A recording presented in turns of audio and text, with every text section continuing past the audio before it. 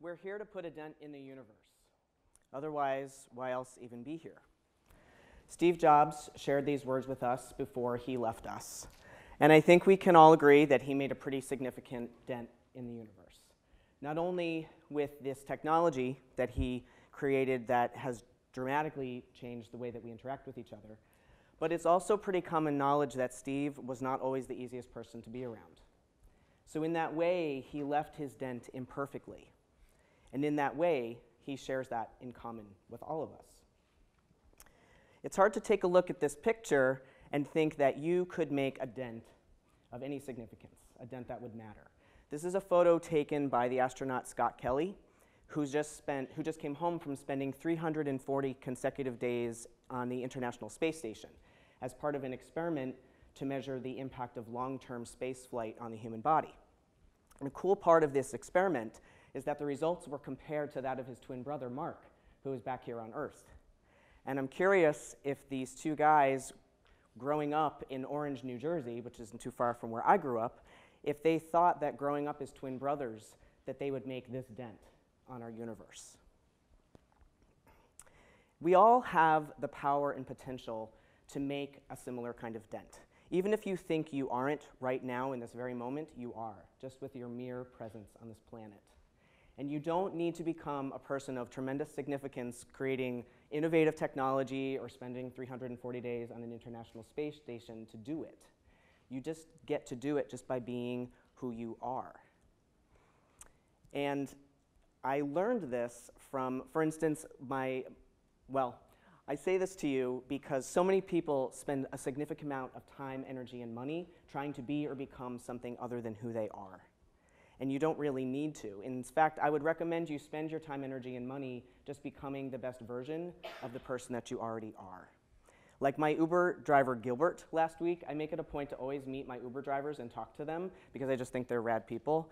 And he shared with me over the course of this 15-minute drive how he had stopped drinking. And his young adult sons had stopped drinking as well. And he said, you know, Dylan, I didn't do it to try to change my boys. I just did it to change my own life. And my sons saw how healthy and happy I became, so they decided to do the same thing. We can influence people forever and make a dent in their lives just by being who we are, with no ulterior motive. And I learned that for myself by making a lot of changes in my life. There's many that I've made. In fact, I've created a whole life out of just changing one thing to the next. And I got so good at it, I decided to make a career out of it to help other people do the same thing. And then I got really good at that, so then I decided I created a master's degree around what I was doing and what I was seeing, not only in my own life, but in the lives of other people. Like, why are some people so driven to change from the inside out, and then how other people are inspired by them, and how we all influence each other. So these are some of the changes that I've made in my life. I've lived in 17 different apartments in just the past 16 years alone, which is pretty great. So if you hate moving, I'm your guy.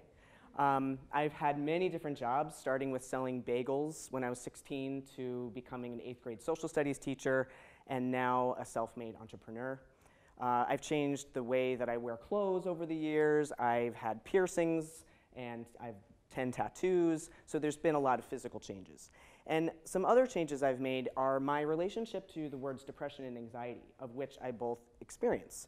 So I used to say things like, I struggle with, or I suffer with depression and anxiety. And now I say things like, yeah, I felt a little depressed the other day, or I have an anxious response to something, which completely changes my relationship to it because I'm a complex human being. So I'm allowed to have these things without the stigma of it being a suffering experience or a struggle. Some other things that I've changed are my religion. I was raised Catholic. I went to Catholic school from the time I was in kindergarten to 12th grade. And then I went through a period where I had no religion because I was being rebellious. And then I found Buddhism, and I've been a Buddhist for about the past 14 years. Another change I've made is my name. I don't have the same name that I was given from birth. And I did that as a precursor to changing my gender identity. It's true that I no longer look like this version of myself on the left, but I also don't look like this version of myself. So what I've learned from making those changes is something pretty significant. It was this most recent change that I made that was bigger and more meaningful than all of these other changes that I made because they helped me become who I am, but what I noticed is that they weren't necessarily making me a happier, healthier person. And it was this change of changing my gender identity after living as a person for 3.5 decades and being responded to in a certain way. All of a sudden, it was so interesting how people started treating me very differently. And having been a business owner and I thought I was here to be a health coach and that was the dent that I was gonna make. I'm gonna help people be healthy and they're gonna change their lives and it's gonna be great. And then 3 years into doing that, I decided to transition and suddenly everyone was super interested in me talking about that. And it eclipsed out this identity that I was trying to express and share with the world because it was so incredibly interesting at the specific period of time in our country and in our world. And I went through a period of disorientation because I was like, well, this is who I want to be, and this is what I was doing, and now this is kind of what's happening, and this is what's happening in our world. But because people were kind of starting to act and treat me like I was this alien species, after 3.5 decades of just being responded to just like a different person, I started to get very angry and really frustrated because that stigmatization was something that was really new for me, and it was really disorienting. And I got really frustrated, but I started to realize that I could use that either as a way to make a very angry, frustrated dent in our universe, or I could understand what was going on and the ways that we as human beings sort and categorize and stereotype each other just based on differences that we don't understand. And I had understood these things as concepts before, right? Because I was no spring chicken when I made this transition, but going through this as a lived experience really helped me understand it in a new way. So I decided to transform that dent that I was going to make, that was going to be angry and frustrated and angry at people all the time, making them wrong left and right for being ignorant or whatever, and I decided to transform it and leave people feeling educated and inspired and empowered instead. Because the truth is that we can't control how people see us or what they think of us. All that we have power over is controlling how we leave them from interacting with us. Maya Angelou said, people will forget what you said and they will forget what you did, but they'll never forget how you made them feel. And so I want you to think about that for a second, how true that is. And think of an experience you had this morning or yesterday or this week or any time in your life and how you left feeling after interacting with that person. Did you feel really heard and validated and inspired beyond belief? Did you feel devalued and invalidated after walking away? Because we remember this and it matters to us because so much of human behavior is aimed at being liked. Social psychologists say a huge percentage of everything we do, from what we wear to what we eat to how we wear our hair to how we share about ourselves, is aimed at being liked. We all just want to be valued and appreciated and wanted for just who we are. And that's how we are shaped in our society. This is a theory shared with us by Yuri Bronfenbrenner. It's the ecological systems theory. And he says that as society is shaping us, we are simultaneously shaping society back by our mere presence on this planet. So the theory starts with that we're born, and then we're immediately shaped by our parents with this one word, no.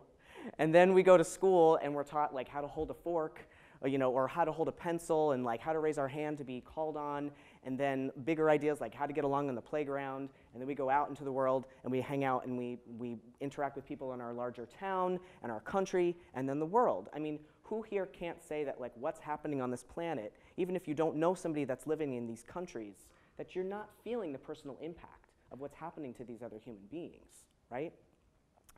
And this is how we shape. We're shaped from these interactions, and then we shape back every time we encounter a person. They are left changed just from knowing us.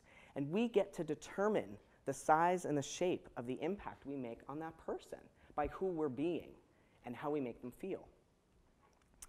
And since the source of this, whoops, too fast, sorry. The source of this is our parents. Like I said, they're the first people who interact with us. It's really important to get right with our parents. Now, I thought I could get around this for a while. I'm sure many of you, like many of you, I had a relationship with my mom that was strained at times for most of my life, and it especially took a hit when I transitioned. We were estranged for three years. And I even spoke about it in a TED Talk that I did last year, where I shared that that was the kind of the state of things. And then I watched that TED Talk and I was like, man, that's not the dent I want to make. It's not the dent I want to make in my life or my mom's life or anybody who watches this talk, that it's okay to just kind of like settle for resignation and not being in relationship with the person who gave birth to me.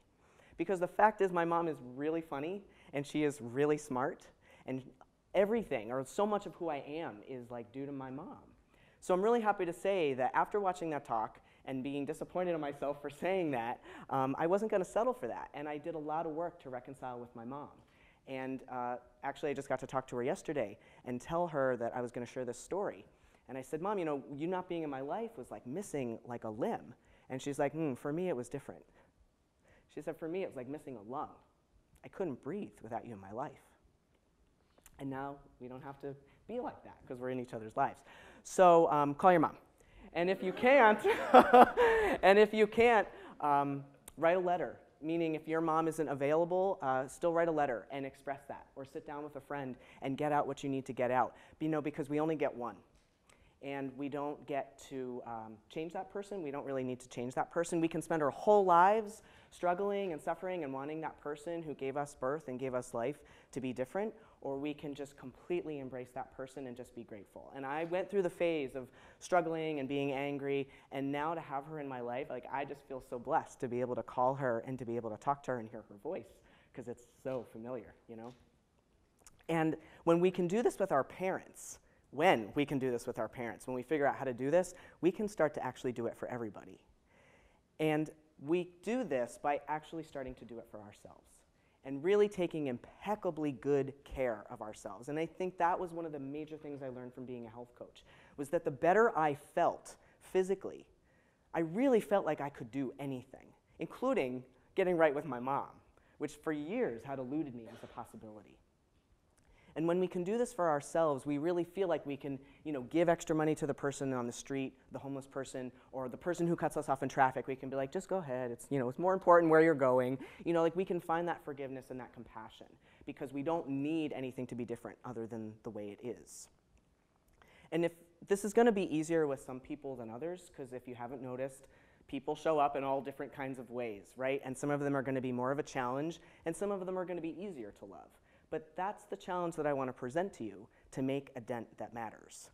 Because if you take all of these different identities, of which these are just a few, and you multiply them together, you get 7 billion different ways to be a human being, which means that's 7 billion different ways to learn how to love somebody.